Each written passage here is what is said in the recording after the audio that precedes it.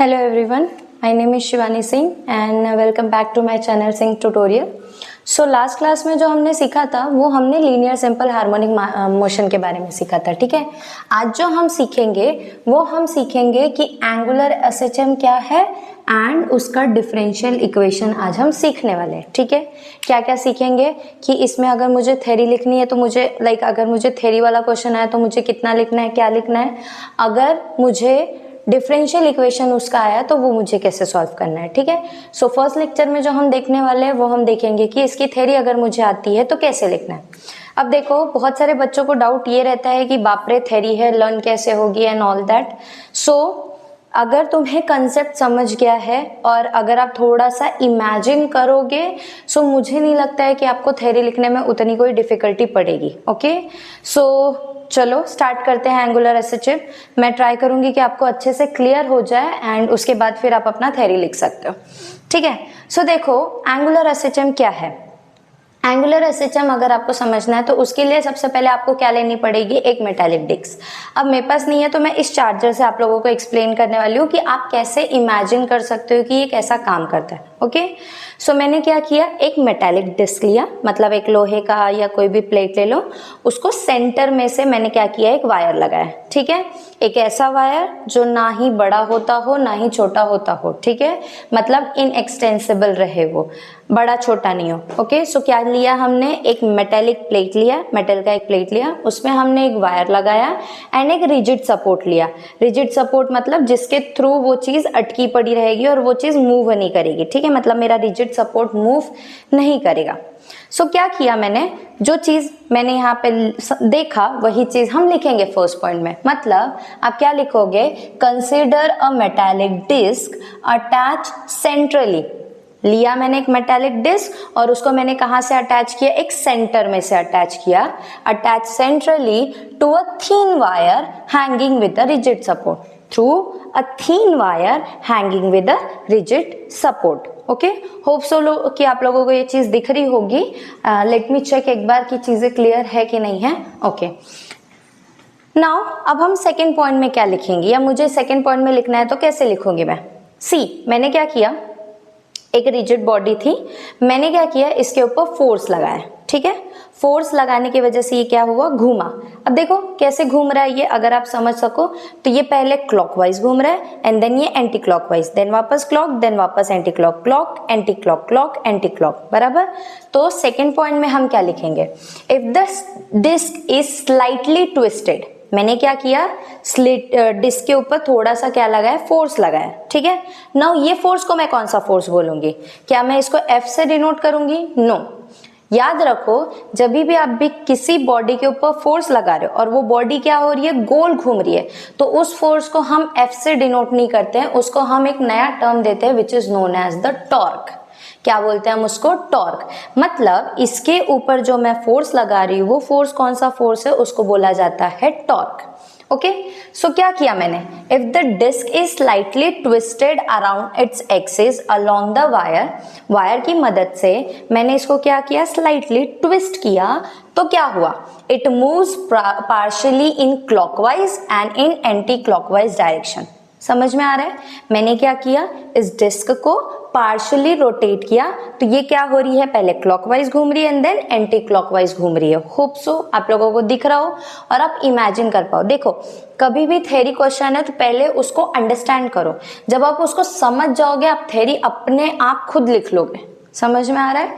Now the third point में आप क्या लिखोगे कि सच ऑसिलेशन, इसी को हम क्या बोलते हैं, या इस मोशन को हम क्या बोलते हैं, इसी को हम बोलते हैं ऑसिलेशन मोशन। सो क्या लिखा है, such oscillation are called as the angular acceleration. आप इसको क्या बोल सकते हो, एंगुलर। याद रखो ये वर्ड का मीनिंग क्या होता है, एंगुलर। मैंने आपको पहले भी बताया है, अगर ये मेरा पार्टिकल है, एग्जांपल के तौर पे ले लो, ये मेरा पार्टिकल है, मेरा पार्टिकल दो टाइप ऑफ मोशन कर सकता है, या तो ये सीधा चल सकता है या तो फिर ये गोल गोल गोल गोल गोल गोल चल सकता है।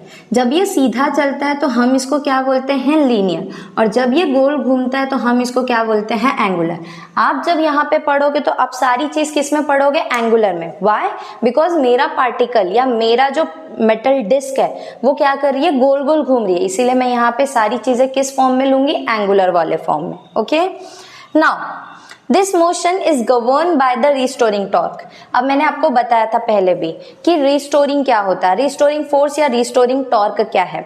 सी, मेरी बॉडी काम करना चाहती नहीं है अगर मैं रेस्ट पोजीशन पे हूँ, ठीक है, तो मुझे क्या, अगर मेरे को कोई धक्का दे, मैंने लास्ट टाइम भी बोला था, जैसे ये बॉडी अभी रेस्ट पे, ये अपने आप काम करेगी क्या, नहीं, मैं इसके ऊपर क्या लगाऊंगी, एक फोर्स लगाऊंगी तो ही ये काम करना चालू करेगी। बट वो फोर्स भी मैटर करता है। फॉर एग्जाम्पल ये इसका वैल्यू है कुछ तो भी, ठीक है, अगर मैं इससे कम फोर्स लगा रही हूँ, लाइक एकदम ही कम लगा रही हूँ, तो मेरी बॉडी गोल घूम रही है क्या, नहीं, क्योंकि ये जो वायर है ये अपना इंटरनल फोर्स, मतलब क्या लगा रहा है, टॉर्क लगा रहा है, एक ऐसा फोर्स जो बॉडी में ऑलरेडी प्रेजेंट रहता है, ठीक है, उसको हम बोलते हैं रिस्टोरिंग फोर्स। जब मैं उस रिस्टोरिंग फोर्स से ज्यादा फोर्स लगा रही हूँ, एट दैट पर्टिकुलर टाइम ही मेरा बॉब क्या कर रहा है या मेरा मेटालिक डिस्क क्या कर रहा है, घूम रहा है। समझ में आया?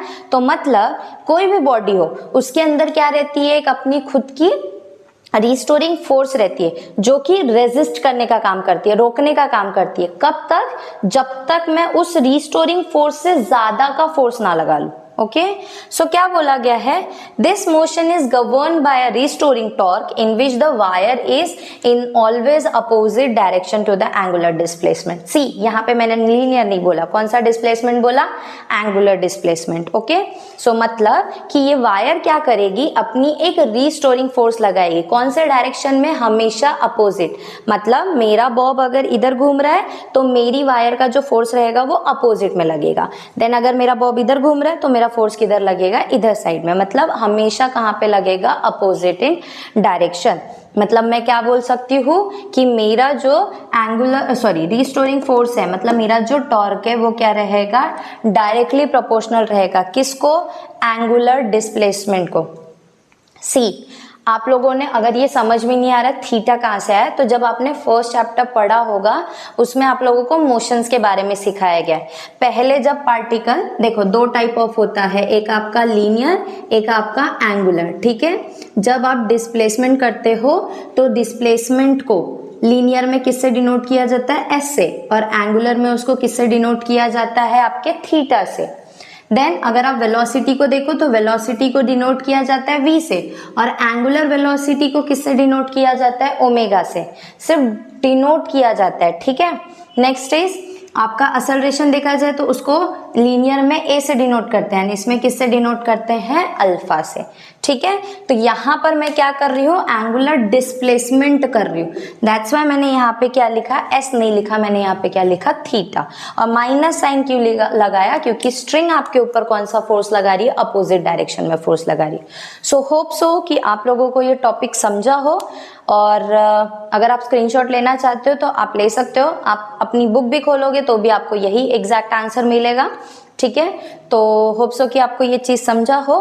नेक्स्ट वीडियो में हम इसका डिफरेंशियल इक्वेशन सीखेंगे। Thank you so much for watching, and please like, share and subscribe.